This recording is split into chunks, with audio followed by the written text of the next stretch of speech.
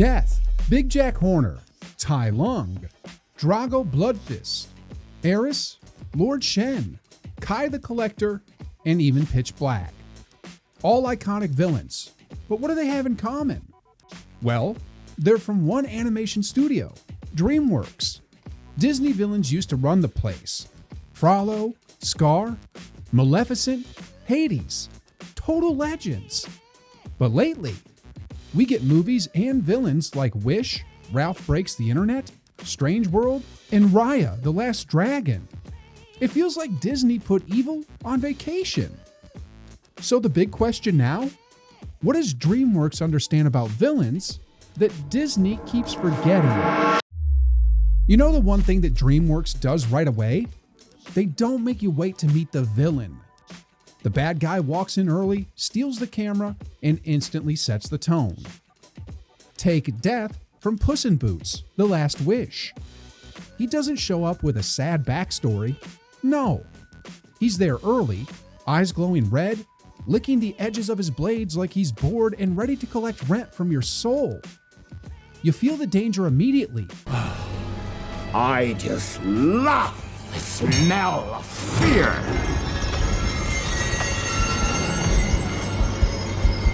From that moment, every scene has tension because we just know he's out there, hunting. Or Lord Shen from Kung Fu Panda. The movie literally opens with his prophecy and the massacre of the Panda Village. That's not some twist villain, that's a statement. And then there's the fairy godmother from Shrek. She's in the story before Shrek even knows it, pulling strings, selling fake happily ever afters, and singing her own anthem while breaking laws. Hit it! It's six smaller than my toes. Yeah, smaller than my toes. She's not hiding in the shadows, she's running the show. Now, compare that to recent Disney. We get it's a surprise, twist, or worse. We don't get to see a villain at all. Take Ralph Breaks the Internet. There's literally no villain, just Wi-Fi stress and emotional damage. It's fun, but who are we supposed to boo? The router? Then jump to Wish? King Magnifico was supposed to be Disney's grand villain comeback. Cool design, all-powerful bad guy. And no escape.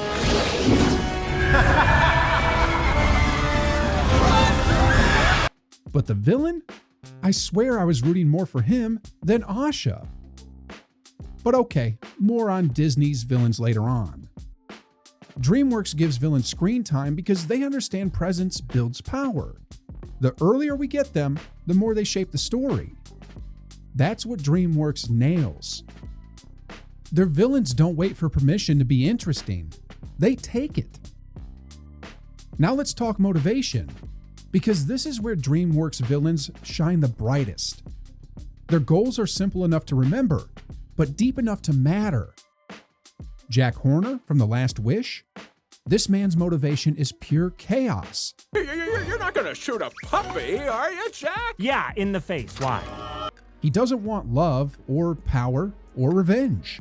He just wants everything. Every magical thing in existence. He's basically a toddler with god-tier technology. It's so over the top that it loops back around to genius. He is just pure greed, and he owns it. Then there's Tai Lung from Kung Fu Panda. He's not after some gold or world domination. He wants recognition. He believes he's destined to be the Dragon Warrior. And when Master Oogway says, nah, Tai Lung takes that personally. His motivation is one big, I'll show you energy. It's pride turned nuclear. He's the guy who thought he deserved an A+ and burned down the school when he got a B. And finally, Eris, the god of chaos from Sinbad. Her motivation? Fun. Yeah, just fun. That's simple. She literally creates storms and steals cosmic relics just to see what happens next. No tragic backstory, no misunderstood trauma.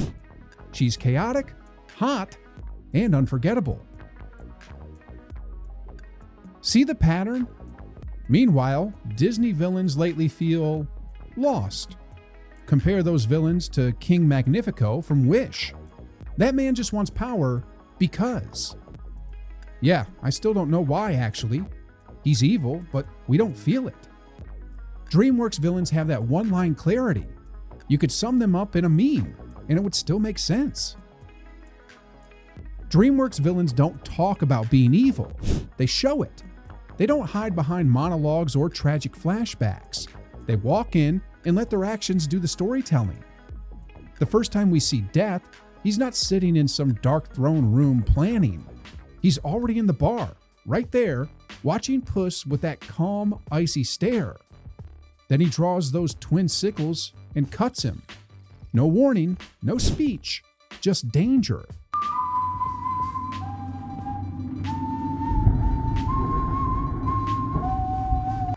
That moment tells us everything. This isn't your typical animated wolf. This is death itself, and he's done waiting. Lord Shen in Kung Fu Panda? He doesn't just threaten Po. He wipes out entire villages, builds cannons, and brings fireworks to a genocide. The man's out here committing crimes beautifully. Every move he makes is a mix of grace and terror. He's not talking about one day I'll rule China. He's already loading the cannon. And then there's Drago Bloodfist from How to Train Your Dragon.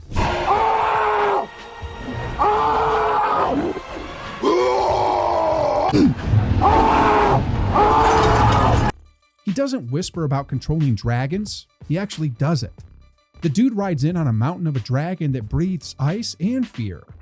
His actions are so brutal, you understand his power before he even says a word. That's the secret. DreamWorks villains don't tell you who they are, they prove it. Every scene, every fight, every line. Meanwhile, some Disney villains just send a passive-aggressive song and hope for the best. And Disney's latest plot twist obsession?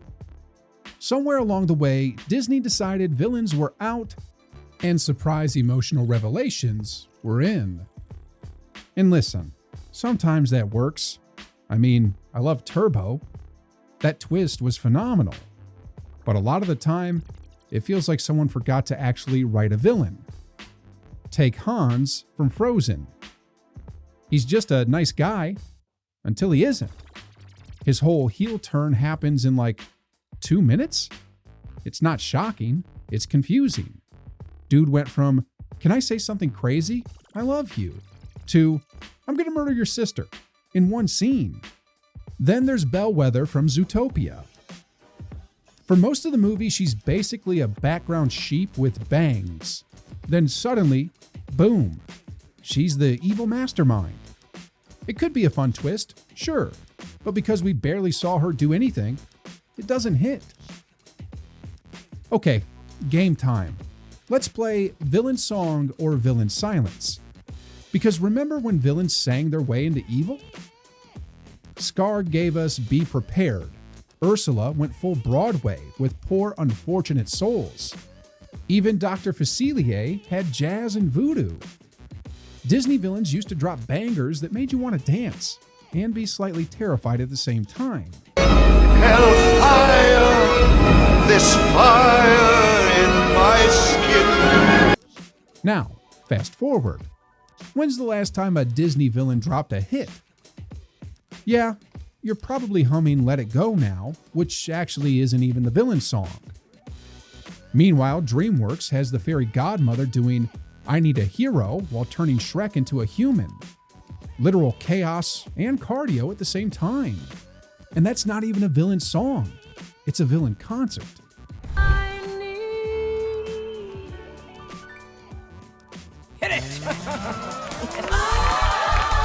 And even when their villains don't sing, they've actually got killer soundtracks. Death's whistle, Shen's drums, Kai's ghostly theme. It's all there. Disney's villains used to own that space. Now, before I sound like a total Disney hater, let's clear the air. I love Disney. I mean, we all probably grew up on Disney. Disney invented the blueprint for animated villains. Scar, Hades, Ursula, Maleficent, Frollo. These weren't just some villains. They were full-on rock stars. They still are. Every single one of them had personality, presence, and that perfect mix of fear and fun. Frollo from The Hunchback of Notre Dame? Straight up nightmare fuel. He's probably the most evil villain in animation history, ever. And man, I love him for that reason. He's so terrifying because he's so real. No magic, no curse, just pure human evil wrapped in religious guilt. That Hellfire song?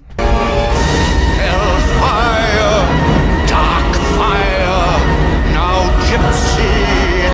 That's a man arguing with his own soul while setting Paris on fire. Then you've got Ursula from The Little Mermaid. She's drama, glitter, and menace all in one. She's what happens when a sea witch discovers drag culture and business management. Because you have a thing. Not that I blame you. He is quite a catch, isn't he? Everything about her screams confidence. She's got a plan, a voice, and an absolute banger of a villain song. And of course, Maleficent, the OG. She cursed a baby because she didn't get invited to a party. That's the kind of petty energy that built an empire. And somehow, she still manages to feel powerful and iconic. You see that silhouette, those green flames, and you know evil just entered the room. That's peak Disney villain energy. Bold, unapologetic, memorable. So what happened? Let's look at King Magnifico from Wish. He's supposed to be a throwback to the old school Disney villain, but something's missing. He's got the outfit, the voice, even the big magical showdown, but not much depth. He just feels like the diet version of what Disney used to do effortlessly. Then there's Ralph Breaks the Internet. Technically, even no villain at all. Like, what? Just the internet is mean and Ralph's insecurity?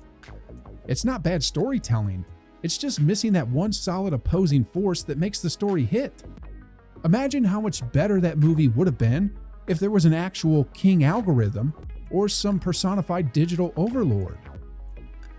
And finally, Namari from Raya and the Last Dragon. She's not really evil. She's just complicated. She's Raya's rival, then ally, then rival again. It's like Disney can't decide whether they want her to stab or apologize. Namari actually had potential to be an incredible villain.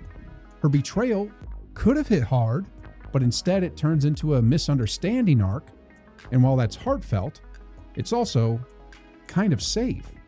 And we don't like it safe.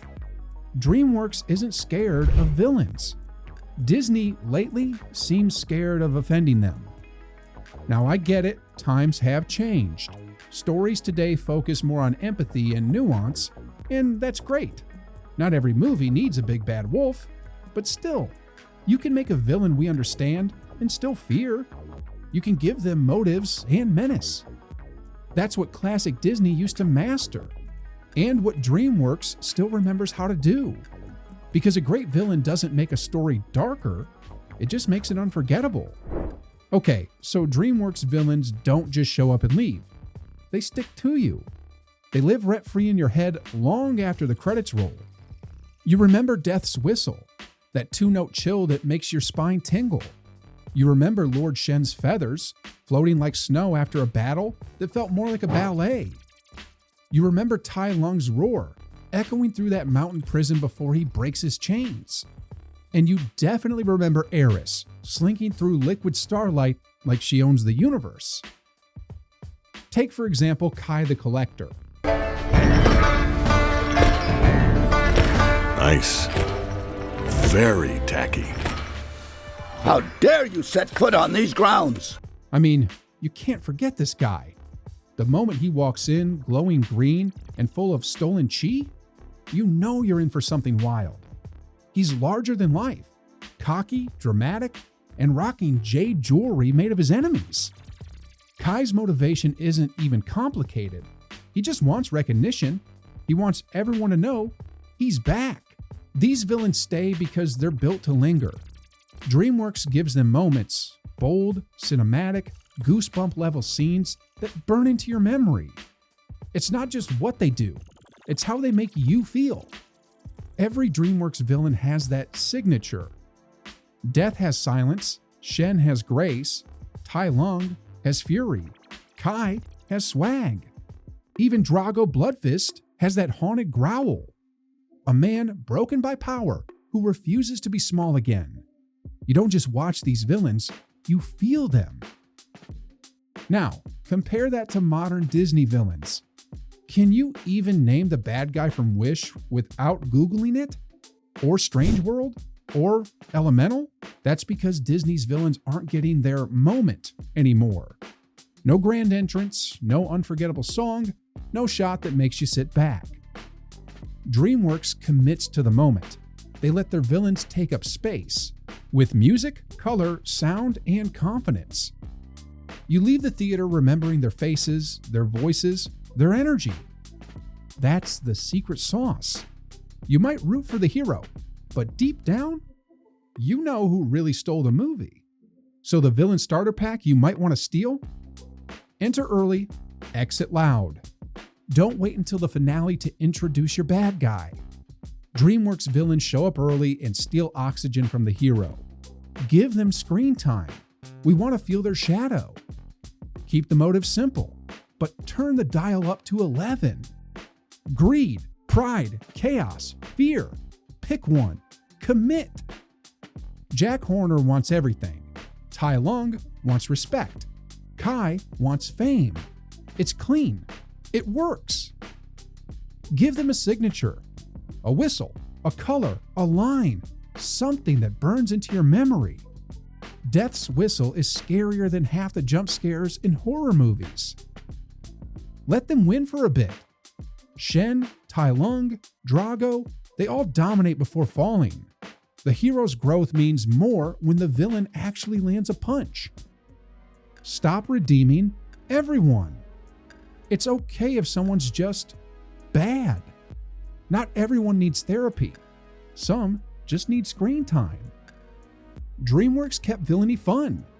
Disney just needs to remember how to let the bad guys cook again. That's the secret.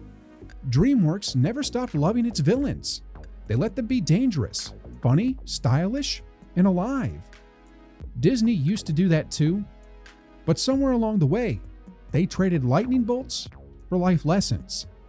And sure, it's nice to heal your inner child, but sometimes we just want to cheer for the chaos. Because in animation, heroes tell the story, sure, but iconic villains, they make it legendary.